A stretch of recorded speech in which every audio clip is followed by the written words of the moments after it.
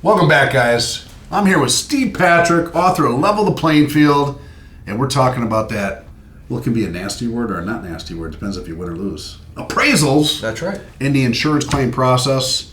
Look, guys, if you get denied, if you're experiencing the 3 Ds or 4 Ds, defer, diffuse, defeat, everybody's got different Ds, but it basically means you're getting denied.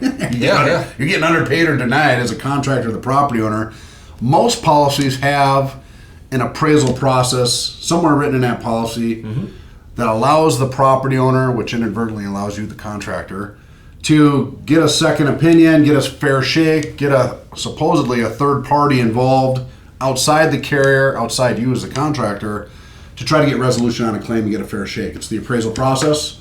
It's been in insurance policies for over 100 years, and if you hire a competent appraiser and they select an unbiased umpire, then as long as the damage is legitimate and your method of repair is reasonable, then you should expect very good results. Well, yeah, as long as you have the right umpire.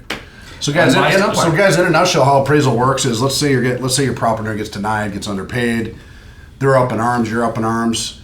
Your property owner has to request appraisal, not you, the contractor. A lot of you guys are like, hey, you're demanding appraisal to the adjuster. It's not the way to do it. The property owner has to actually ask for appraisal. So Steve, let's get the timelines down for these guys. Yes. So once the property owner sends in a request for appraisal, that's when the time clock starts, which is why you want it in writing so you can actually see the date. So you guys don't want to speed up your claim process. You're getting denied on supplements, stalled out in the delay process.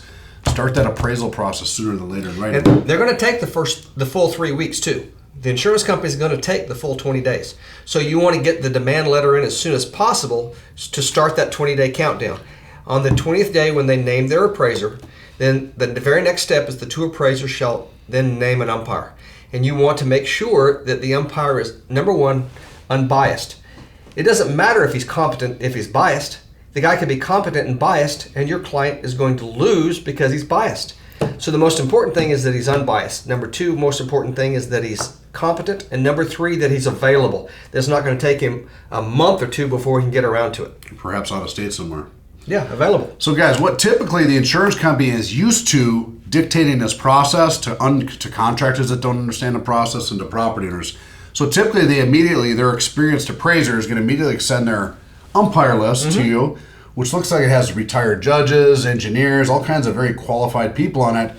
But 80% of those people usually you're going to find get a lot of repeat business from the carrier. They have a relationship with them, and so therefore, how can they be unbiased if they have a relationship with the insurance company? The appraiser on each side has 50% say on who the umpire is. So there's no reason you have to pick off their list. You can submit your own.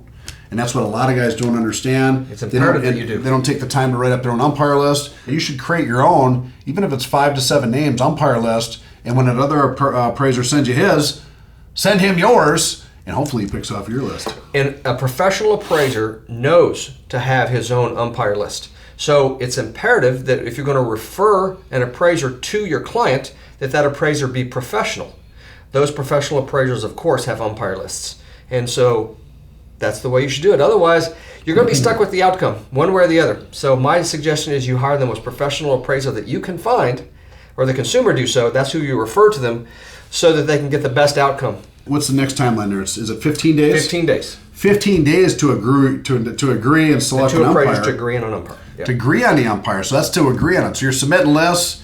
Now you got 15 days to agree. If you don't agree, somebody has to file a motion for Someone it to go. could. They could keep on working on trying to get an umpire. You could submit some additional umpire candidates, which is typically. So you could go past the 15 days. Which it happens all the time. But if you wanted to take the offense on the property owner side, and you know you're not going to agree to their umpires, they know you're not going to agree to yours, you can push for a file a motion to a judge in a state of record. That should be. Well, the appraiser could do it, or the property owner. It's a couple $100. You get a motion filed in court. And a judge in a state of record can pick an umpire. That's right. Now, if you're talking about $1 million claim, guys, you might want to go that route because you're going to be better off. At least you got a 50-50 shot now of that judge picking off your umpire list. You do well to have an attorney representing you when he's going to be appointing an umpire, because then I assure you that the insurance company is going to have their attorney show up. Lots of times they pick somebody on no one's list. They'll say, I'm going to pick that lawyer sitting right there on the third row They can do that. in the blue suit. They can also choose another retired arbitrator or judge absolutely. to step in. He can name himself. Sure, he's the judge.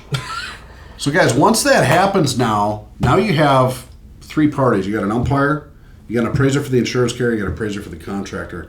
The only thing to make that binding award binding 2 out of 3 is 2 out of the 3. So once one of the appraisers and the umpire agree on what or the that 2 award appraisers. is. Oh, it could be the 2 appraisers come to agreement without the umpire. 60% of the time in our business, we find in our company, we track these things. About 60% of the time, the 2 appraisers agree and they sign an award. So you don't even need the umpire. And about 40% of the time, it goes to umpire. Okay, so you have an umpire selected, but you've chosen not to use them because you're going to try to settle it out even after you chose the umpire. Yeah. So once the 2 appraisers have agreed on an umpire, then they schedule a site visit. Then the 2 appraisers are going to go out there and they're going to take a look at the property. They're going to look at the damage. They're going to do a damage assessment. They're going to determine what type of building materials. And then based on the extent of damage and repairability, they're going to come up with a reasonable method of repair. And then they're going to put a price on that work, and then they set the depreciation. Once they've done those steps, that's when the 2 compare with each other and see if they can come to an agreement. If they can come to an agreement, then that settles the amount. No reason to go to the umpire. No reason to go there. That settles the amount. They sign the award, and it's binding on the 2. If they're not coming to an agreement immediately, the 2 can work on it. We do this all the time. You try to work it out, and you work on it, work at it. If you realize you've come to an impasse and the other appraiser can't be reasoned with, then you involve the umpire. So the umpire doesn't start at scratch. In fact, the entire appraisal doesn't start at scratch. When the 2 appraisers first start out, the adjustment of the carrier, the most recent offer to settle, is the floor, because the 2 appraisers don't have the authority to revisit items not in dispute. Whatever the carrier had agreed to, that's not in dispute. What's in dispute is the things that they omitted, and perhaps the price.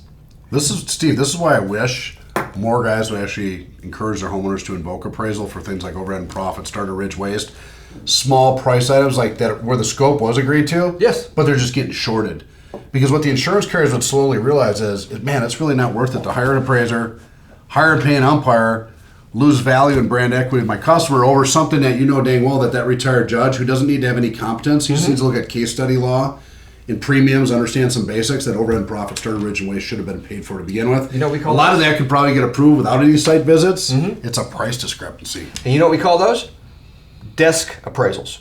Because there's no need to go out to do a site visit. What are you going to look at? So guys, understand the timelines for appraisal. Understand the players involved. I know Steve does appraisals in many parts of the country for folks. All over the U.S. He's even got, if you check the file vault here for this course, he's got a nice little questionnaire you can fill out where you might determine if you need to use appraisal. And then you get in contact with him and his team in order to get him on board as your appraiser. I'd like to have him on my house. At least hire a professional who does this on a regular basis. What you don't do is you don't tell your buddy who's also a contractor, I'll do your appraisals if you do mine. Because now both consumers are going to get screwed over because neither one of you know what you're doing. And the appraiser for the carrier does, and he is going to eat your lunch. So guys, remember the appraisal process, couple do's and don'ts. One is always create your own umpire list, or make sure your appraiser you hire has their own umpire list. 2 is hire a competent appraiser. 3 is make sure your property owner invokes appraisal, not you. You can't actually demand appraisal as a contractor. I see a lot of you guys doing that. Even if you have an assignment of claim, we recommend that you not demand appraisal, even though you have the claim, because the insurance company is going to deny the appraisal. Pick your battles. Be smart. Have the consumer demand appraisal.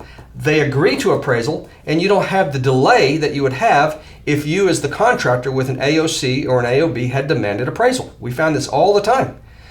Have them demand appraisal, even though you have an AOB or AOC in place. Be smart. Pick your battles. Here's one other tidbit, guys. I've seen some, not always, I've seen some desk adjusters overturn their own decision before it goes to appraisal. What does that mean? Usually not in scope, but in price situations like overhead and profit or starter ridge. Some of these small omitted items that they're purposely not paying for that you know they should, and they know they should. Homeowner invokes appraisal, and the desk adjuster looks at the cost-benefit analysis of hiring an appraiser, probably going to lose to an umpire for something they should have paid for, like overhead and profit, starter ridge, and waste. They know it. They actually reverse their decision and pay it once they realize the property and they're serious about pursuing it. So appraisal can also be a psychological weapon as much as it is a natural weapon. See you soon.